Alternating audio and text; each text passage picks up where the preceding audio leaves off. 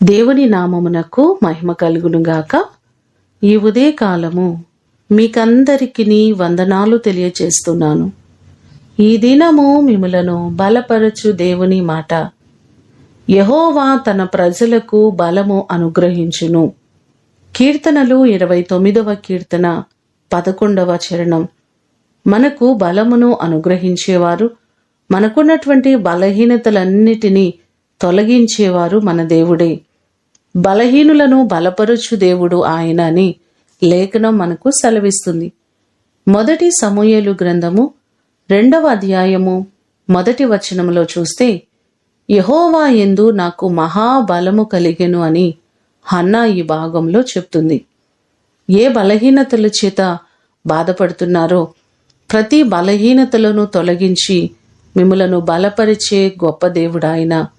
ఈ మాటలు వింటున్న మిమ్మలందరినీ దేవుడు బలపరిచి ఆయన మిమ్మును ఆశీర్వదించునుగాక. ప్రార్థన చేసుకుందాం. పరిశుద్ధుడు అయిన తండ్రి, మీ పాదములకు వందనాలు, స్తోత్రాలు. మాకు బలమును ధరింపచేసే దేవుడవు.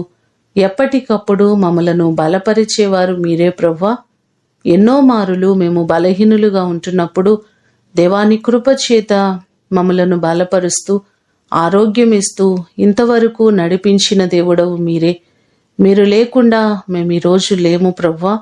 నీ కృప చొప్పున మా ప్రియులెల్లరినీ జ్ఞాపకం చేసుకోండి. ఎవరు ఏ బలహీనతల చేత బాధపడుతున్నారో ప్రతి వారిని మీరు బలపరిచి మంచి ఆరోగ్యములను కలుగచేయండి.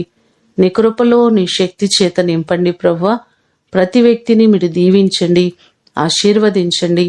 ఈ దినమంతా కూడా నీ కృపాక్షేమములు ప్రతి వారికి మీరు అనుగ్రహించమని యేసు అతి శ్రేష్టమైన నామమున అడిగి వేడుకొని పొందియున్నాము తండ్రి.